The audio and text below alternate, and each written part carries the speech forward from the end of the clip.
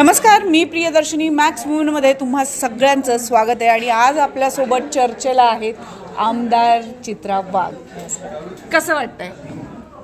खूप छान वाटतं. प्रत्येक कार्यकर्त्याची हे स्वप्न असतं की कधी ना कधी या सभागृहामध्ये आमदार म्हणून त्या ठिकाणी जावं.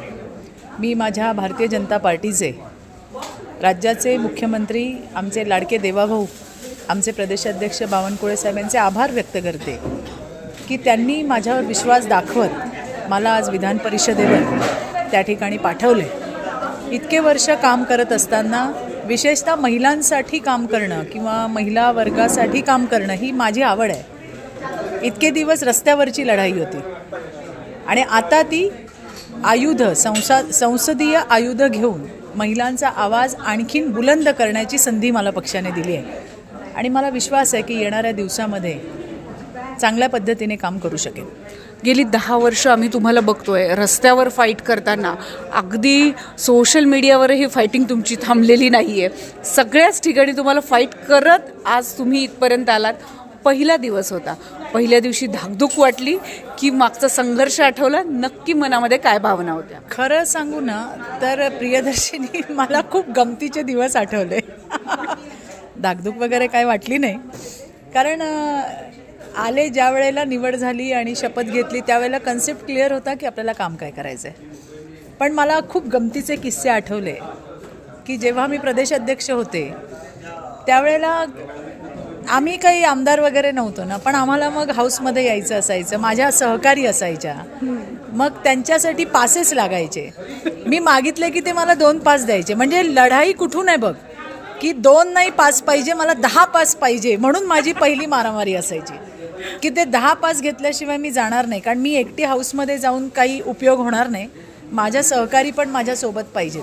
ते मला आठवलं की आपण कसे भांडलो आहे या सगळ्यांना घेऊन जाण्यासाठी, सगळ्यांचे पास गोळा करण्यासाठी. बरं, आम्हाला कधीतरी गॅलरीमध्ये पण बसायचं असायचं. मग त्यावेळेला ते अधिकारी पण पुन्हा तसं, चित्राताई दादागिरी नाही, 1च तास देणार तुम्हाला, 1च तास, त्याच्यानंतर तुम्हाला बाहेर जायचं आहे. मग तिथे पण माझ्याकडे 10-15 जणी तर आम्ही असायचोच. तर ती सगळी मारामारी मला आठवली की कसा त्रास व्हायचा एका मंत्रालयात जायला, पास किंवा विधान भवनात यायला किंवा असं. हे सगळं अशी छान गमती जमती आठवल्या की आपण काय काय त्यावेळेला केलं आणि सगळ्यांना घेऊन आम्ही त्या ठिकाणी गेलो. असं छान आठवणी आहेत या सगळ्या. पण गेल्या 5 ते 10 वर्षामध्ये माध्यमांनी तुम्हाला घेरलेलं होतं. अगदी कुठलाही विषय असला तरी चित्रा वाघ चर्चेत नाही असं कधी झालंच नाही. आणि आज आता इथपर्यंत आलात तर तुम्हाला असं वाटतं की ही लढाई थोडी जास्त स्ट्रॉंग होईल किंवा ह्याच्या आणि दुसरी एक सगळ्यात महत्त्वाची गोष्ट होती ती म्हणजे ट्रोलिंगवाला जो विषय, आपण सातत्यानं त्या विषयावर बोललं गेलेलं होतं. तर आता हे ट्रोलिंग खूप जास्त वाढेल असं तुम्हाला वाटत नाही आहे का? कसं आहे, नाम में दम है और जिसका नाम होता है उसी को बदनाम करते. बरोबर, होने दो बदनाम. जे ट्रोल करतात ते काय त्यांचा संबंध आहे आपल्याशी? ते कित्येक लोक तर मला ओळखतही नाही, पण काहीतरी आपलं लिहायचं, कुणीतरी सांगतंय म्हणून लिहायचं. काही लिहितात, कमरेखालची भाषा वापरतात. आधी वाईट वाटायचं, आता मला त्यांची कीव येते. आणि म्हणून तुम्ही बघितलं असेल, मी कधीही कुणाला कुठल्याही माझ्या ट्विटर हँडलवरनं, इंस्टाग्रामवरनं, फेसबुकवरनं अजिबात ब्लॉक करत नाही. काय येतंय वेलकम, येऊ द्या, त्यांची पण हौस पूर्ण होऊ द्या. कारण मला माहिती आहे माझं काम काय आहे आणि मी माझं ते काम करते. घरी बसून बोलणं फार सोपं आहे. मैदानात या, मग तुम्हाला कळेल की किती गोष्टींचा सामना करावा लागतो. हे सोपं नाही आहे. एखाद्या बाईला घेरणं फार सोपं असतं, पण जेव्हा ती बाई पूर्ण शक्तीनिशी काम करते त्यावेळेला तिला कुठे कुठे काय काय कसोट्या द्याव्या लागतात ना, त्याची या ट्रोलर्सना काही कल्पना नाही आहे. आणि म्हणून मला काही फरक पडत नाही. मला कोण काय बोललं, माझी कोणी स्तुती केली तरी मला फरक पडत नाही. आणि मला कोणी वाईट बोललं तर त्याचाही मला फरक पडत नाही. कोणी वंदो किंवा निंदो, मला माहिती आहे माझं काम काय आहे आणि ते काम मला करायचं आहे. त्यामुळे आपल्या कामामध्ये सातत्य ठेवणं आणि काम करत राहणं हे एकमेव काम माझं आहे आणि मी ते करते. इथपर्यंत येणं हे अनेकांचं स्वप्न असतं. बऱ्याचदा इथे आल्यानंतर या टप्प्याला ब्लँक व्हायला पण होतं, कारण खूप संघर्ष, खूप लढाया पार करून इथपर्यंत आलेला आहात. पण इथून पुढचं व्हिजन आता चित्राताईंचं नक्की काय असणार आहे? बघा, मी जसं मगाशी पण आपलं बोलणं झालं, असे खूप प्रश्न आहेत महिलांचे जे अनुत्तरित आहेत. एक 10 वर्षापूर्वी महिलांचा जो महिलांवर होणारा जो क्राईम होता किंवा जे काही काय आपण त्याला म्हणू, जे एक स्वरूप होतं ना, ते वेगळं होतं. आणि 10 वर्षानंतर आपण फार वेगळ्या वेगळ्या प्रश्नांना सामोरे जातो आहे. त्याच्यामुळे 10 वर्षापूर्वी असा कधी विचार नव्हता केला की अरे असेही प्रश्न महिलांना येऊ शकतात, पण आता ते येत आहेत. तुम्ही बघितलं की ज्या पद्धतीने जेंडर इक्वॉलिटीकडे देश चालला आहे आणि त्यामध्ये देशाचे सन्माननीय लोकप्रिय प्रधानमंत्री मोदीजी हे महिलांना सगळ्या क्षेत्रामध्ये संधी देत आहेत. त्यामुळे महिलांचा वावर वाढला आहे, सामाजिक क्षेत्रामध्ये वाढला आहे, तो वेगळ्या वेगळ्या इंडस्ट्रीजमध्ये वाढला आहे. आणि त्यामुळे जशा महिला घरातून बाहेर यायला लागल्या, वेगळ्या वेगळ्या इंडस्ट्रीजमध्ये काम करायला लागल्या, तसे प्रश्नही वाढले. आणि मग आता हे नवीन जे प्रश्न आहेत ते फेस करण्यासाठी त्या महिलांचं सुद्धा एक चांगल्या पद्धतीचं, मला असं वाटतं की त्यांची पण चांगली ट्रेनिंग होणं गरजेचं आहे. आपण या फील्डमध्ये आहोत तर आपल्याला बरेच प्रश्न फेस करावे लागतात. तर त्याच्यासाठी मनाची तयारी करणं आणि त्यांना सपोर्ट सिस्टीम तयार करणं ही आत्ताची गरज आहे असं मला स्वतःला वाटतं. सायबरचे क्राईम असतील किंवा इतर जे आपण जे बघतो की मुलींना स्टॉकिंग करणं, मोलेस्टेशन, रेप, गँग रेप, बऱ्याच गोष्टी आहेत. तर याच्या सगळ्यातून कुठून नाही कुठे ही महिला आणि मुलगी जात असते. त्यामुळे तिला त्यावेळेला मजबूत अशा सपोर्ट सिस्टीमची गरज आहे. अजून पण ज्या विषयाचा मी उल्लेख मगासच्या माझ्या स्पीचमध्ये केला की सेक्शुअल हॅरेसमेंट ॲट वर्कप्लेस, हा अत्यंत महत्त्वाचा कायदा आहे आमच्यासाठी. कारण आज 90% महिला या प्रायव्हेट सेक्टरमध्ये काम करतात आणि मी तशा केसेस बघितल्या आहेत. आणि आज जर तुम्ही बघितलं तर आपल्याकडे तसं काही नाही आहे की आपण त्या कायद्यामध्ये त्या कंपनीला, या ज्या प्रायव्हेट आस्थापना आहेत त्यांना आपण काही पनिश करू शकू किंवा त्या मुलींना पुन्हा त्या ठिकाणी कामासाठी घेऊ शकू, असं आपल्याकडे आता काही नाही आहे. म्हणून मी आता सन्माननीय उपसभापती नीलमताईंनाही विनंती केली की ताई आपण याच्यावर काम केलं पाहिजे सगळ्यांनी मिळून. अर्थात त्या करतायत, परंतु येणाऱ्या दिवसामध्ये आणखीन मजबूतीने या विषयासाठी काम करण्याची गरज आहे असं मला मनापासून वाटतं. या विषयावरती गेली 4-5 वर्ष, मी 4-5 वर्ष नाही, मोर दॅन दॅट, की ज्या वेळेला विशाखा गाईडलाईन आली होती त्यावेळेलाच अभ्यास करून की अरे याच्यात बऱ्याच त्रुटी आहेत, अजून आपल्याला काम करायला पाहिजे. मग विशाखा कायदा झाला, पण कायदा झाल्यानंतर मग नाही म्हणले ICC कमिट्या आम्ही नेमणार आहोत. पण त्या ICC कमिटी किती त्या बाईला, त्या महिलेला किती फायद्याची, असं जर बघितलं तर त्याचं उत्तर फार मायनसमध्ये आहे. त्यामुळे असे बरेच गोष्टी आहेत ज्यावर आपल्याला काम करायचं असं तुम्ही म्हटलेलं असाल तरी पण गेल्या 10 वर्षांमध्ये ज्यांच्या विरोधात तुम्ही बोललेला होतात, आता त्यांच्याबरोबर सत्तेमध्ये तुम्हाला बसायचं आहे, त्यांच्यासोबत घेऊन त्यांना काम करायचं आहे. आणि अर्थातच माध्यमं या सगळ्या संदर्भातले प्रश्न तुम्हाला नक्कीच विचारणार आणि ते विचारत राहणार. पण हे सगळं हँडल कसं करणार आहात?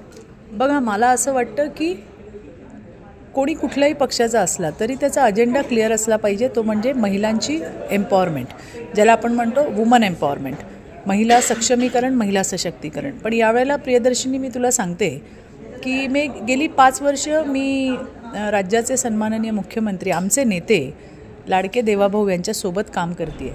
काम करताना त्यांचं जे विजन आहे ते अतिशय क्लिअर आहे आणि त्यामध्ये महिलांना पुढे आणण्यात किंवा महिलांना होणाऱ्या कुठल्या त्रासाबद्दल आजपर्यंत माझा 5 वर्षाचा अनुभव आहे, आजपर्यंत जितके विषय घेऊन गेले ते सगळे विषय त्यांनी अतिशय चांगल्या पद्धतीने सोडवायचं काम त्या ठिकाणी केलं आहे. मी जसं तुला म्हटलं की मी आता आमदार झाले तर मला आता पॉलिसीवरती काम करता येईल. हे काही विषय असतात की आपण काही पर्टिक्युलर विषय घेऊन जातो आणि त्या विषयाला त्या ठिकाणी न्याय कसा मिळेल याच्यासाठी आपण करतो. पण आता महाराष्ट्रामध्ये अशा पद्धतीच्या काही पॉलिसीज जे आपल्याला वाटतं नाही याच्यात सुधार व्हायला हवा, याच्यावर काम करून ते त्यांच्यापर्यंत नेत राज्यातली एक महिला नाही तर राज्यातल्या हजारो महिला ज्या या दुष्टचक्रातून जात आहेत त्यातून त्यांना आपल्याला कसं बाहेर काढता येईल याचा उपयोग होईल असं मला वाटतंय. बराच मोठा पल्ला गाठायचा आहे, व्हिजनही बरंचसं क्लिअर असलेलं दिसून येतं आहे. पण याच्यामध्ये एकंदरीत राजकीय आरोप प्रत्यारोप हे होत राहतात.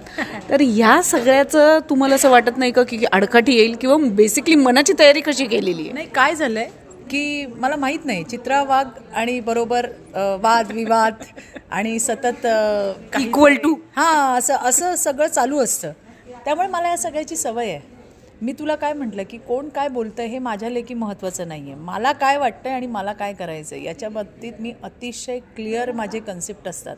त्यामुळे कोण काय बोलतं आहे, कोण मला ट्रोल करतं आहे, कोणी काही बातम्या दाखवतं आहे, कोण काय दाखवतं आहे. फक्त माझं एवढंच असतं की कुठलीही बातमी माझ्याबद्दलची लावताना थोडंसं मला विचारा. मी अवेलेबल आहे, मी बोलते, प्रसारमाध्यमांना भेटत असते, त्यामुळे थोडंसं मला विचारा आणि त्या ठिकाणी लावा.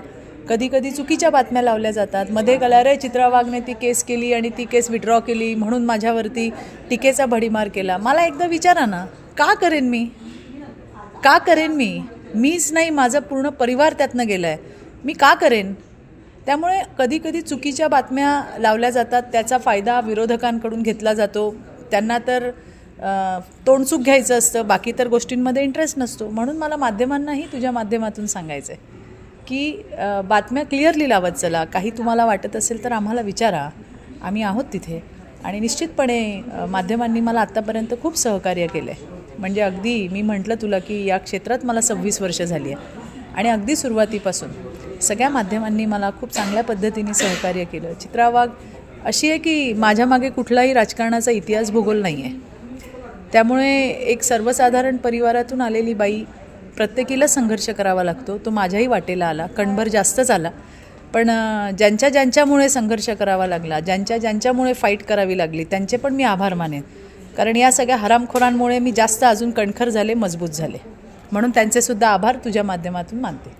वाह, म्हणजे पुढच्या 5 वर्षात आपल्याला फायर ब्रँड चित्रा वाघ बघायला मिळतील याची झलक जी आहे ती आज आपल्याला दिसलेली आहे. चित्रताई, थँक्यू सो मच, तुम्ही इथे आलात. आणि पुढचे 5 वर्ष आपण असंच भेटत राहू. आणि आमची तुमच्याकडनं अपेक्षा आहे की महिलांसाठी अधिकाधिक चांगल्या पद्धतीनं तुम्ही काम कराल. माझा श्वास आहे माझा श्वास आहे. इतरही मला असे सगळेजण म्हणतात काय तुम्ही महिला करता. मी म्हणते अरे बाकीच्या सगळ्या विषयांवरती बोलायला खूप एक्सपर्ट आहेत, पण आम्ही 50% असून आजही आमचे बरेच प्रश्न अनुत्तरित आहेत. आणि महिलांमध्ये काम करणं, मी बरेच वर्ष महिलांचं प्रतिनिधित्व करते आहे, त्याच्यामुळे महिलांमध्ये काम करणं, त्यांच्या प्रश्नांवर काम करणं, त्याचे सोल्युशन्स काढणं. जेव्हा एखादी बाई माझ्याकडे रडत येते आणि माझ्या कॅबिनमधनं ती हसत जाते ना, तर मला खूप समाधान मिळतं. त्यामुळे ही आवड आहे माझी. आणि म्हणून कोणी काही म्हटलं, कोणी मला अरे काय एवढे विषय असतात, महिला करतात, महिलांना गरज आहे. आणि म्हणून मला असं वाटतं की मीच नाही, माझे हात पण तोकडे आहेत. हजारो अशा महिला आहेत ज्या आपली वाट बघतात. त्यामुळे तू, मी आणि आपण सगळ्याच महिलांची ताकद बनूया, त्यांच्यासाठी उभं राहूया. अगदी नक्की. Thank you so much.